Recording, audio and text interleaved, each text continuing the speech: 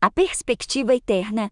Lemos na Bíblia por 3 vezes que Deus é a verdade. No Cântico de Moisés, ele diz: Ele é a rocha cuja obra é perfeita, porque todos os seus caminhos juízo são.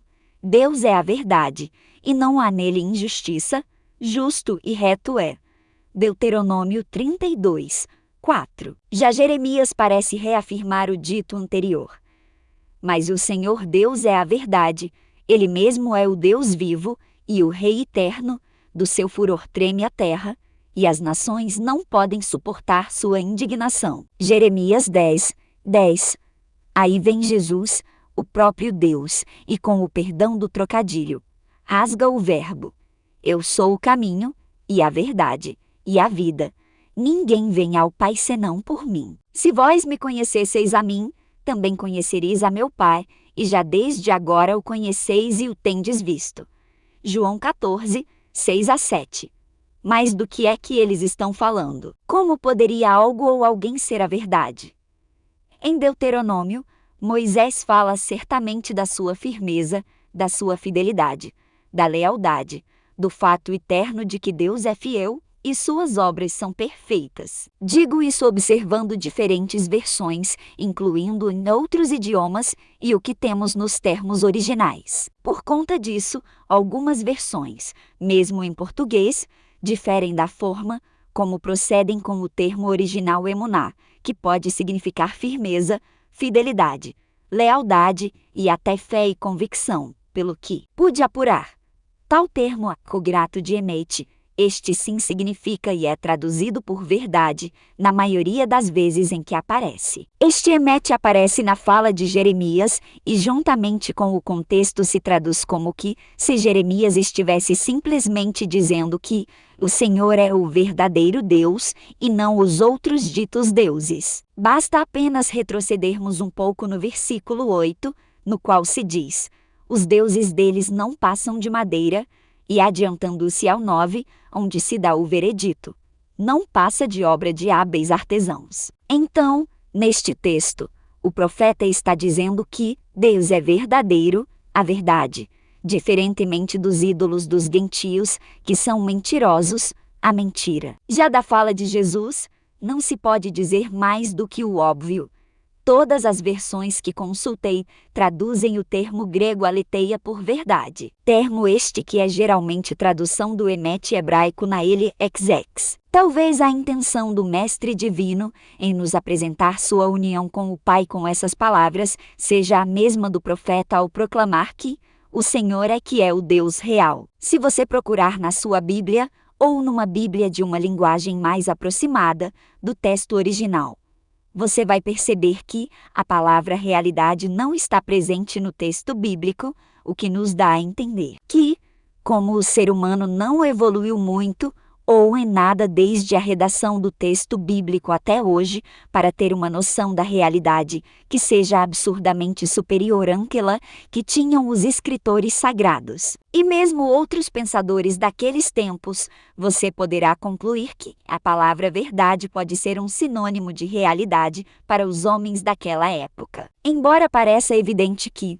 não fosse uma preocupação separar a realidade de Deus da realidade dos homens, o que na mente dos próprios escritores bíblicos talvez não estivesse bem definido. Devo entender que a realidade de Deus é uma realidade superior à nossa, mesmo que não tenhamos capacidade de distinguir a sua da nossa. Assim podemos entender que, quando alguém diz hoje que algo é real, diria naquele tempo que algo é verdadeiro. Quando diz que algo é a verdade, dizia que essa coisa é a realidade ou que pertence a essa esfera, como escreveu Jeremias acerca do seu Deus. Não se pode pensar muito longe disso, não simplesmente por conta da ausência da palavra realidade no texto bíblico em nossas línguas, por causa das tradições às quais servem as traduções, mas dessa concepção para os homens daquele tempo é bem plausível. O termo emet usado pelo Velho Testamento tem cognatos na palavra emuná, firmeza ou certeza, e, portanto, confiança e fé. E também na palavra amém, que deu origem à palavra que usamos em português geralmente no fim de nossas preces. Por isso João, ao escrever o Apocalipse, chama Jesus de o Amém, a testemunha fiel e verdadeira, talvez fazendo uma alusão ao significado original dessa palavra. Sendo assim, só podemos chegar à conclusão de que a verdade da Bíblia é a realidade para nós hoje. Obviamente que não poderíamos esticar muito o significado desse termo. Não é em todo uso que se pode atribuir essa ideia. Quando a Bíblia diz que Deus é a verdade, podemos entender que ela esteja dizendo que Ele é a realidade, e se Ele é a realidade, Ele é a realidade superior. Mas se essa espremida dos limões não o convencer, veja como Deus trata a nossa realidade, e então poderemos concluir que, de fato, para Ele, a realidade dele é de fato real. E aí diremos que Ele é a realidade real, e a nossa realidade para Ele é totalmente irreal. A nossa realidade para Deus é como um vapor, e fazendo como fez João em Apocalipse, assinalando os significados de uma palavra hebraica, faço o mesmo aqui dizendo que a nossa realidade é como um vapor. Do hebraico reba, que é traduzido nas nossas Bíblias como vaidade em variados lugares do texto sagrado, principalmente nas palavras de Eclesiastes. Assim, já vou logo dizendo que Ele vê nossa realidade, nossas verdades, como vaidade, algo vão e fugaz. Quando falo que Deus é a realidade real, me refiro ao conceito simplório de que, havendo Deus, para Ele, e somente para Ele, nosso mundo não é tão real quanto é para nós. Diríamos o mesmo do mundo dele, se ele tivesse um, se fizesse parte de uma realidade, como nós fazemos. Como não é assim, fazemos tudo isso com ele. Porque para nós, na nossa imaginação ou na nossa inconsistência, Deus é tão maleável e manipulável quanto o vapor ou a fumaça, que se espanta num abanar de mãos, ou ainda tão sujeito às alterações do humor humano quanto seus próprios pensamentos e vontades. Pois não o vemos como vemos o sol no céu, tampouco o sentimos como sentimos seu calor no verão, e com ele nos incomodamos. Deus nem nos incomoda. O que nos incomoda é o medo que temos dele ou o interesse mal correspondido que temos nele.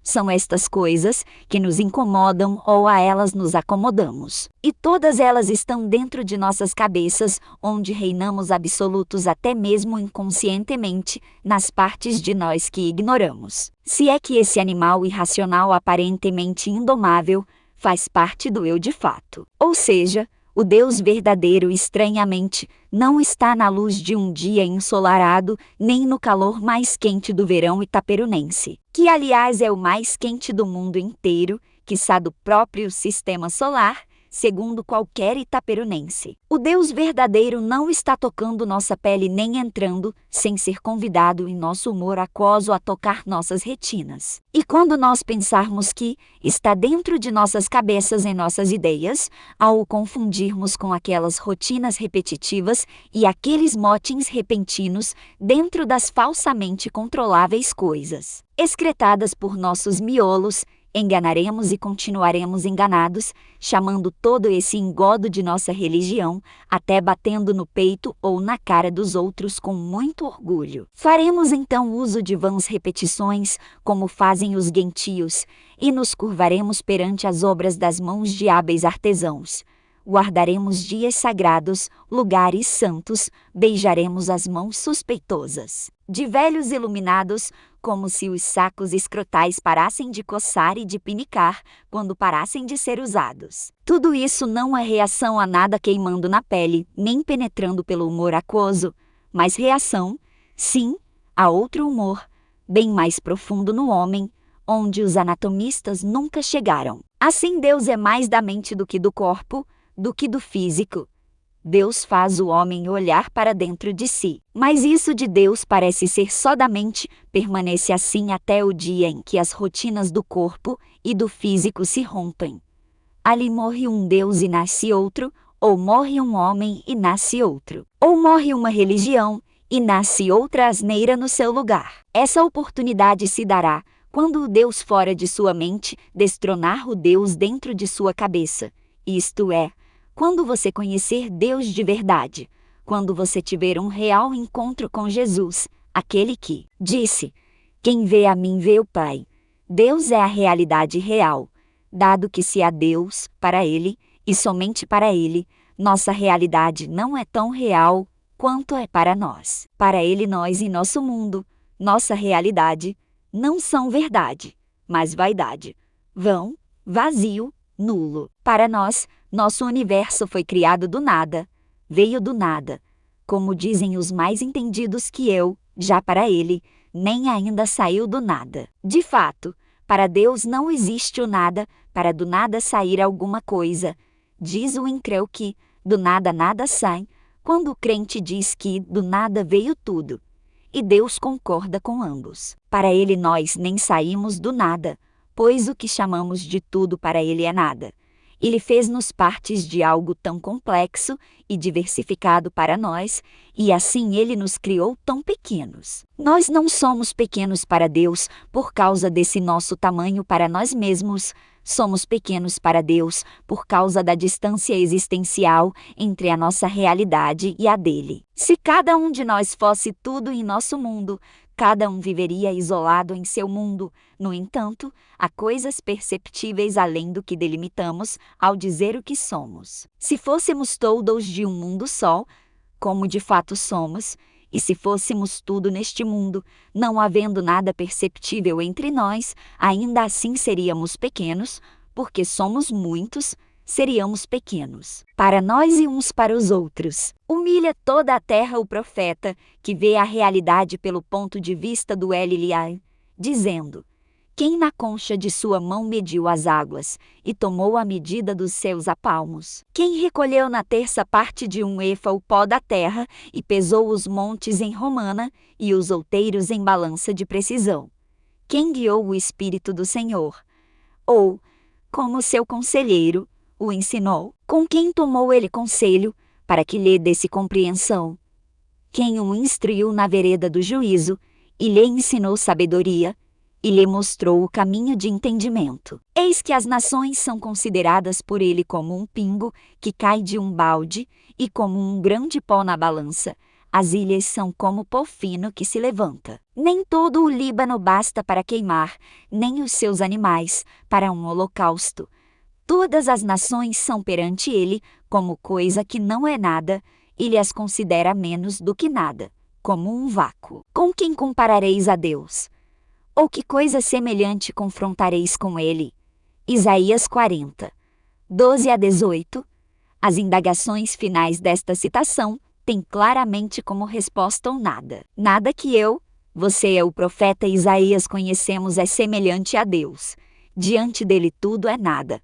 Tudo o que sabemos ou achamos que conhecemos é nada. Como não há semelhanças entre a nossa realidade e a dele, qualquer semelhança não é nem mera coincidência, é engano nosso. E aquilo no que ele se revela, se mostra, semelhante a nós, é apenas vestígio de sua passada por estas bandas, apenas as impressões de suas digitais deixadas no cosmo para deixar indesculpáveis os parciais investigadores deste caso, como escreveu Paulo. Porque os atributos invisíveis de Deus, assim o seu eterno poder, como também a sua própria divindade, claramente se reconhecem, desde o princípio do mundo, sendo percebidos por meio das coisas que foram criadas. Tais homens são, por isso, indesculpáveis. Romanos 1, 20. Isso os deixa pelo menos na dúvida, que logo confundirão propositadamente com o conhecimento. E um repetirá a fala do outro, por conta da fama de suas grandes e belas palavras, até que o princípio dessas se perca da mente e não seja revisada. Por isso que a cada geração surgem explicações e teorias antagônicas e que contradizem umas às outras acerca do que possa ter acontecido em Jerusalém entre aquela sexta-feira e aquele domingo de Páscoa. Assim, não é possível escantear Deus da realidade, sem mentir para si mesmo, com repetições ocultando de si a verdade que não sabe, mas só duvida. Como gentios em seus cultos, fazendo uso de vãs repetições, por acharem que, se assim o fizerem, serão ouvidos. Assim crentes e descrentes fazem com aquilo que querem que seja real a fim de justificarem suas vidas nesta rocha enlamaçada. e com isso tudo tenta apaziguar a responsabilidade e o consequente horror que ele causa a todo homem.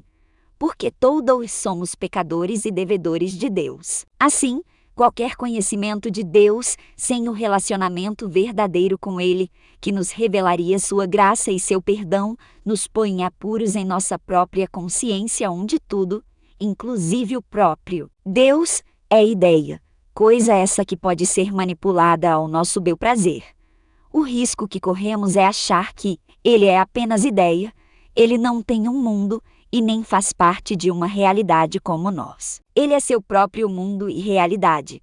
Nele tudo é ele, diferente de nós, em que nem sabemos o que seria tudo de nós. Então, concluímos consciente ou inconscientemente, mas sempre guiados por essa nossa natureza, que ele não é tão real quanto é real para nós nossa própria realidade, da qual temos certeza ou simplesmente estamos conscientes por ela não ser parte de nós. Isso nos servirá de vingança, uma vez que se ele aparentemente vê nosso mundo e nós mesmos como irreais e até nos incita a fazê-lo, faremos com ele e o dele. Para nós, se pensarmos bem nisso, ou ele é real, ou é real nossa própria realidade. Claramente existe uma terceira hipótese que é seguida pelos paganismos mundo afora, a saber, a de que não há diferença nem qualquer distinção entre o mundo dele ou ele e o nosso, portanto, ambas as realidades são reais, pois são a mesma.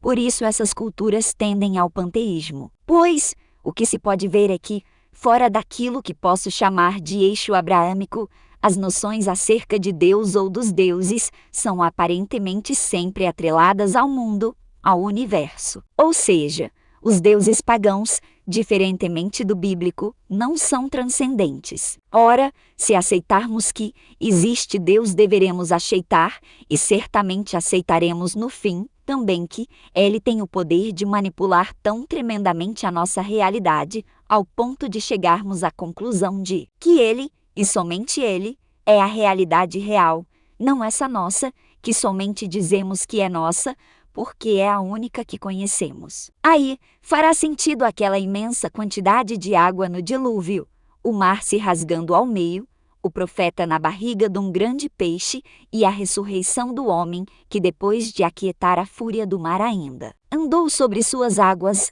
No entanto, a realidade de Deus é muito frágil para nós que podemos negá-la e nos negar a ela, porque só conhecemos a nossa. E mesmo que não façamos isso, desacreditando em Deus completamente, estamos fadados a tomar a realidade dele como menor, definindo-a não por ela mesma, o que nos parece impossível, se pensarmos bem. Entretanto, definindo-a por meio da nossa própria realidade. E nisso, juntando as duas parábolas, completando uma elipse, achando que fizemos um pleonasmo perfeito.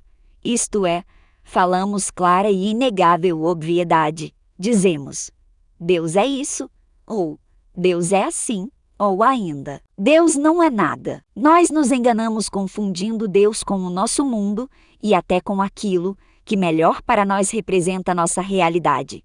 Isto é, o próprio eu, pois é nossa maior certeza que, a propósito, é a coisa mais vazia, um abismo sem fundo.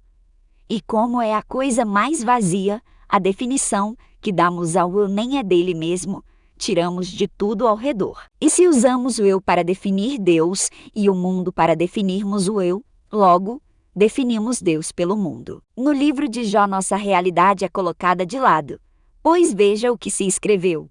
O norte estende sobre o vazio, suspende a terra sobre o nada. Prende as águas em densas nuvens, e a nuvem não se rasga debaixo delas. Encobre a fez do seu trono, e sobre ela estende a sua nuvem. Marcou um limite à superfície das águas em redor, até aos confins da luz e das trevas. As colunas do céu tremem e se espantam da sua ameaça. Com a sua força fende o mar, e com o seu entendimento abate a sua soberba. Pelo seu espírito ornou os céus, a sua mão formou a serpente enroscadiça. Eis que isto são apenas as orlas dos seus caminhos, e quão pouco é o que temos ouvido dele. Quem, pois, entenderia o trovão do seu poder?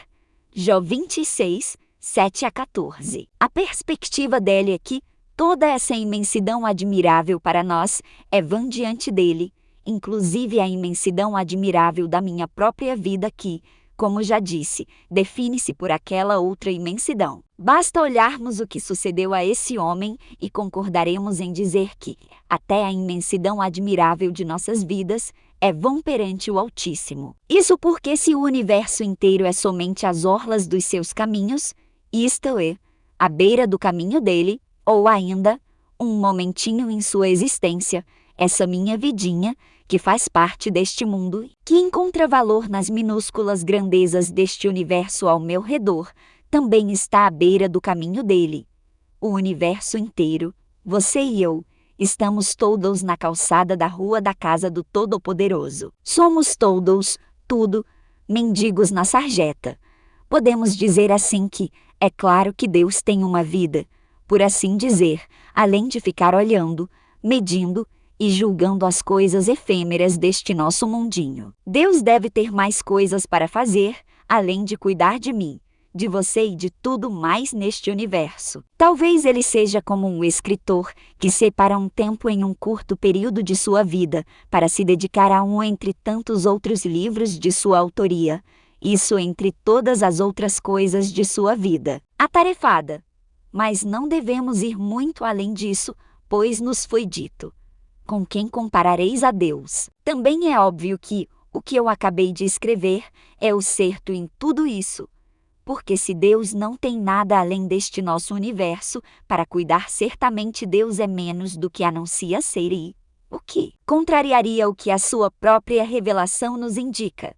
A nossa realidade não seria, portanto, as orlas dos seus caminhos. Porém, esses seus caminhos estão tão além dos nossos caminhos que, no meu ponto de vista, uma tremenda asneira seria tentar romper as paredes do universo. Como já tenho dito nesse estudo, fazendo isso bateremos de frente com as espessas paredes do universo que se espelham dentro de nossas cabeças e seremos lançados de volta para o universo. Suficientemente tontos ao ponto de não sabermos onde estamos realmente e acharmos que rompemos os limites deste quarto totalmente fechado. Vamos voltar a falar do que achamos que entendemos com alguma chance de estarmos corretos. Vamos nos voltar à vaidade e deisemos a verdade, onde ela verdadeiramente está, bem distante do mítico universo observável. Porque, como nos ensinou o escritor de Eclesiastes, tudo é vaidade, todo esse mundo é vaidade. E se tudo debaixo do sol é vaidade, certamente até o homem é vaidade,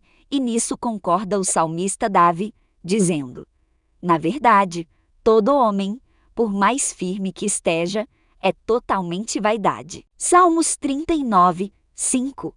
O mesmo Davi volta-se a isso e indaga àquele que pode responder: Senhor, que é o homem, para que o conheças, e o filho do homem, para que o estimes. O homem é semelhante à vaidade, os seus dias são como a sombra que passa.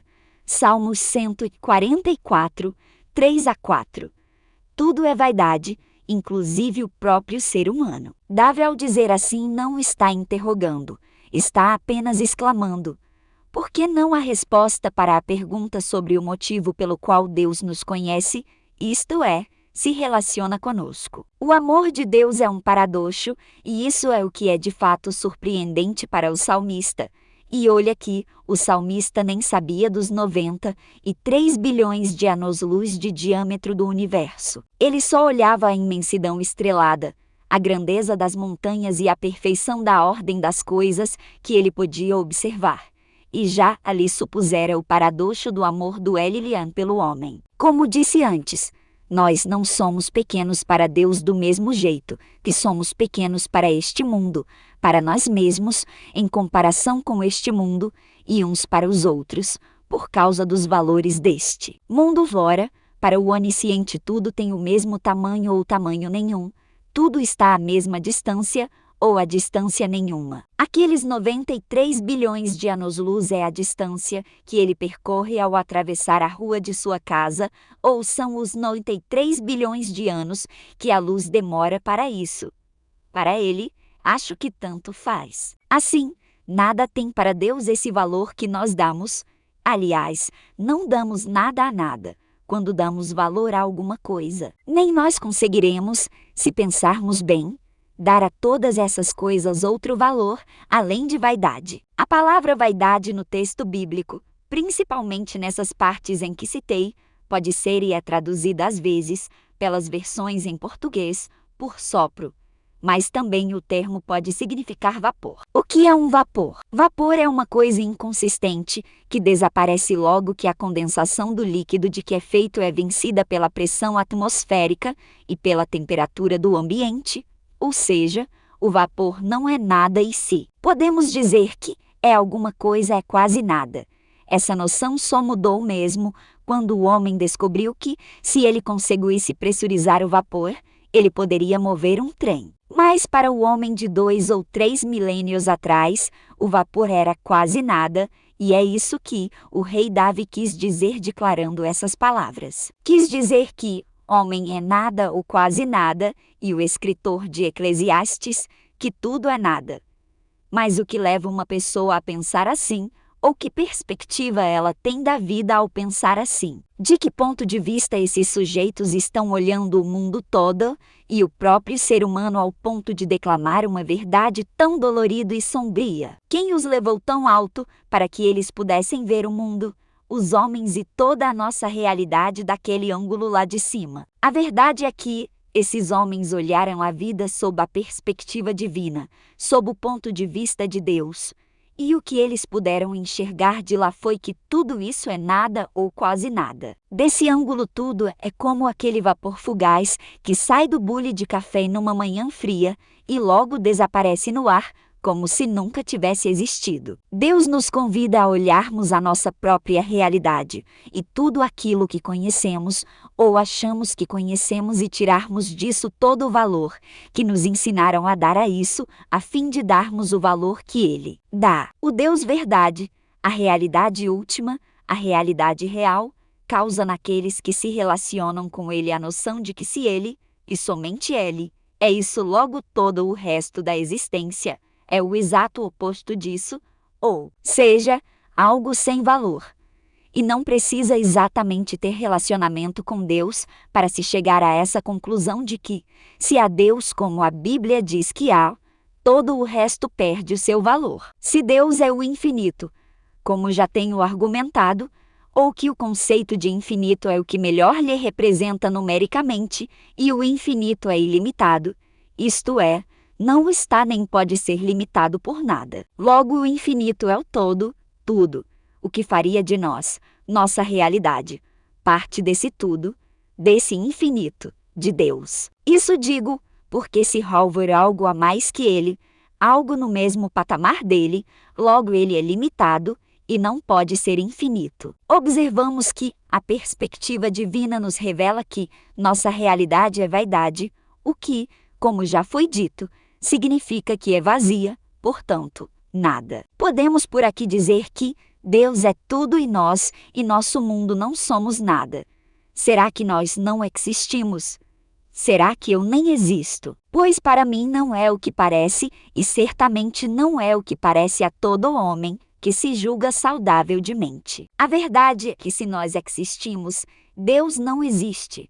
Se Ele existe, nós é que não existimos. Se nós existimos, Ele faz outra coisa que não sabemos e não temos nome nem verbo em nossas línguas para contarmos uns aos outros o que é, ou duvidar uns dos outros do que quer que seja. Esse é o nosso nada absoluto. O infinito tem que ser tudo, não havendo lugar para mais nada, porque se houver mais alguma coisa, essa o limitará e ele não será de fato infinito, a menos que essa coisa seja parte do todo infinito. Ou não exista, que é o que se pode deduzir do que temos estudado. Essa sua inexistência, por assim dizer, significa que não existe no mesmo patamar que aquela realidade suprema. Como deduzimos das Escrituras que o universo e nós não somos da mesma existência que nosso Criador, quando lá se escreve que Ele criou todas as coisas e que existia antes delas virem a existir. Assim, o infinito é tudo, e nós não somos parte dele, logo, não somos nada. onde nós existimos em meio a tudo isso. Eu penso, porque só posso pensar, que assim como meu pensar não é tão da realidade como o resto que penso que existe, assim as dele também são. Quem sabe não somos ideias na sua infinita e poderosa mente. Somos abstrações para Deus.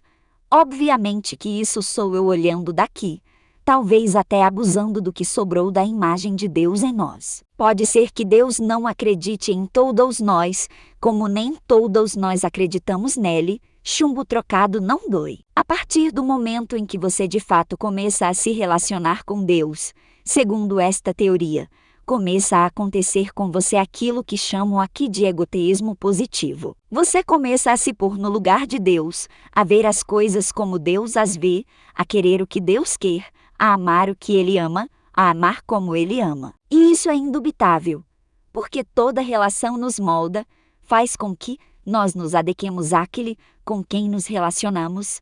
No fim, se admiramos aquele a quem amamos, certamente nos assemelharemos a esse. No relacionamento com Deus, isso é o que podemos chamar de egoteísmo positivo. Na relação com Ele, aquilo que nós entendemos como verdade vai acabar por ser reputado como vaidade, esterco, perda. Leia as palavras do meu apóstolo preferido. Mas o que para mim era ganho reputei-o perda por Cristo. E, na verdade, tenho também por perda todas as coisas, pela excelência do conhecimento de Cristo Jesus, meu Senhor, pelo qual sofri a perda de todas estas coisas e as considero como esterco, para que possa ganhar a Cristo. Filipenses 3, 7-8. Meu apóstolo aqui está falando que, desde que começou a se relacionar com Deus, desde que conheceu Jesus, ele entendeu que todas as coisas que antes ele fora ensinado a dar valor eram inúteis, perda. Perda de tempo, perda de vida, lixo. Sim, lixo, foi isso que você leu aí. E de lixo eu entendo. Pois Deus me pôs no lixo para eu parar e ouvi-lo, e entender dos seus grandioso e verdadeiro luxo. De lixo eu entendo. Muita coisa tive que jogar no lixo junto com o lixo que coleto enquanto lhe escrevo estas palavras. Amigo. A palavra preferida por Paulo aqui, nesta carta aos Filipenses e traduzida por Esterco nas melhores traduções é Skybalan, que segundo pude pesquisar basicamente pode significar algo que é lançado aos cães. Por que não dizer lixo, não é mesmo? E o que é lixo?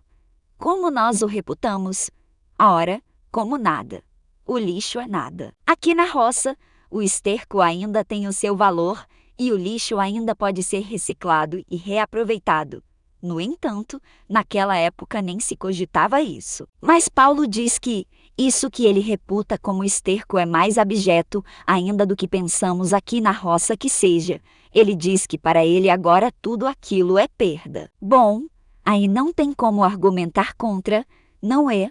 Perda é nada. Quando Jesus diz, refutando as zombarias dos fariseus, que aquilo que aos homens é elevado para Deus é abominação, depois de ter chamado as riquezas de Mamon, uma referência clara a um Deus pagão. O que não me parece ser outra coisa senão que aquilo que aos homens é elevado ocupa o lugar de Deus na vida humana, ou seja, é um outro Deus para o homem. E quem sabe não seja por isso que ele chama esse tesouro humano de abominação, palavra usada por 5 vezes no Antigo Testamento para se referir aos ídolos das nações pagãs, quando lá se encontra. Redigido a locução abominações dos gentios, em hebraico Katovac Goim. Assim, para Deus aquilo que o homem muito dá valor, pode estar tentando ocupar o lugar de Deus para esse homem, tornando-se um ídolo. A perspectiva que alcançamos ao nos relacionarmos com Deus nos dá essa clareza de mente, colocando cada coisa no seu devido lugar em nossa vida. Percebemos que temos vários ídolos e vários altares erigidos por nós mesmos a essas abominações dentro do templo e morada do Espírito, dentro do território que dedicamos a Deus quando aceitamos a Cristo e seu grande amor por nós. A verdade é que nossa realidade, esse mundo, acaba por se tornar aquela abominação por rivalizar com Deus, está-lhe ocupando o lugar devido. Nisso Tiago nos escreve: Qualquer que quiser ser amigo do mundo, constitui-se inimigo de Deus. Portanto, agora sabemos que a realidade, o mundo, será para nós um Deus pagão se a elevarmos tanto quanto deveríamos elevar Deus em nossas mentes, isto é, de todo o nosso coração, alma e forças. O mundo de que Tiago manda que não sejamos amigos é o mesmo que João manda que não amemos, o mesmíssimo presente século que Paulo nos aconselha a não nos conformarmos com ele. É também a mesma vida da qual o Mestre nos alertou que, se a amarmos nós nos perderemos. E, por fim, tudo isso é aquela vaidade. Ao exigir de nós fé, até mesmo para alcançarmos a salvação, está exigindo que neguemos esta nossa realidade, que parece desmentir a dele. Ele está exigindo de nós que tomemos a esperança num futuro humanamente incerto e abracemos o invisível aos olhos humanos. E o que ele está dizendo para nós é que renunciemos à realidade, que para nós parece ser a verdade, e a reputemos como lixo, como perda, como decréscimo, e não acréscimo, lucro e luxo, como ela mesma nos obriga a reputar. Ora, se houvesse provas de Deus, por que exigiria de nós fé? E é exatamente porque exige fé que podemos dizer que não existem provas irrefutáveis. E isso tudo porque nós somos de uma realidade e ele de outra. Nós somos de uma realidade real para nós e ele de uma realidade real para ele que, por preceder a nossa, nos é superior, sendo de fato a real realidade. Eu poderia chamá-lo de realidade última, como fazem melhores pensadores do que eu, mas prefiro manter aquele pleonasmo, porque estou batendo nas paredes espessas do universo dentro da minha cabeça e, sendo lançado de volta para aquilo que eu conheço e somente posso conhecer. Mas isso não é novidade para quem tem me acompanhado neste estudo. Já escrevi isso tantas vezes. Porém, não acho inútil essa reiteração, porque estou salientando um risco na relação com Deus. Deus não enxerga a nossa realidade como o homem a enxerga. Olha o que ele diz ao profeta Samuel acerca de si mesmo. O Senhor não vê como vê o homem, pois o homem vê o que está diante dos olhos, porém o Senhor olha para o coração. E Samuel 16, 7. A menos que nos seja revelado, obviamente não teremos essa visão tão profunda do outro. Mas ao sabermos ou confiarmos que há alguém que a tem e este é a nosso favor, isso fará com que nossa relação com as outras pessoas se torne menos desafiadora. Aqui nós percebemos como o relacionamento real com Deus apazigua as relações humanas. Isso sem contar com o fato de que, ao passarmos a enxergar tudo como vaidade, deixaremos de brigar e nos entristecermos com as pessoas que vão e vêm de nossas vidas, levando aquelas coisas que para elas ainda são de extrema importância. A vida com contentamento a qual somos impelidos por uma leitura vívida das Escrituras é na verdade produto direto dessa concepção da realidade, de acordo com o ponto de vista do Senhor. E na vista do Senhor não existem pontos cegos, nem mesmo o interior do homem, esse tão incômodo ponto cego para os outros. Quando o Senhor fala assim com Samuel, ele mostra ao profeta o seu exclusivo ponto, em cuja vista não há ponto cego. Como já disse, o Sheol está no perante Deus e o Abadom não está encoberto. Jó 26, 6.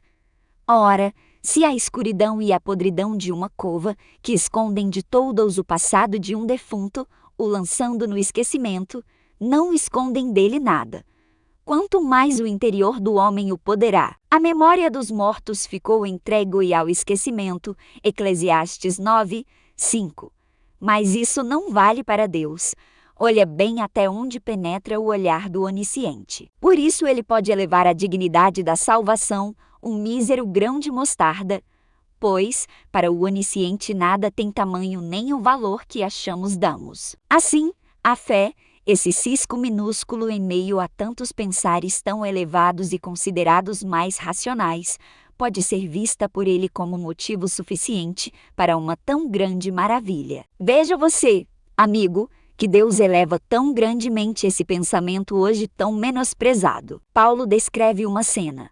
Mas, se todos profetizarem, e algum indouto ou infio entrar, de todos é convencido, de todos é julgado. Os segredos do seu coração ficarão manifestos, e assim, lançando-se sobre o seu rosto, adorará a Deus, publicando que Deus está verdadeiramente entre vós, e Coríntios 14, 24-25. Aqui nos é dito que é possível que alcancemos tal comunhão com Deus ao ponto em que Ele revelaria até mesmo os segredos ocultados naquele sepulcro dentro de cada homem. Isso também é o egoteísmo positivo, pois desde os profetas da velha aliança que o Eterno fala na primeira pessoa pela boca de homens que introduzem, dizendo: assim diz o Senhor. Embora eu saiba, mesmo crendo na continuidade dos dons espirituais, que o egoteísmo negativo é o que mais se ouve quando alguém diz que assim e assim disse o Senhor no meio das igrejas. Quantos são os que olham para os outros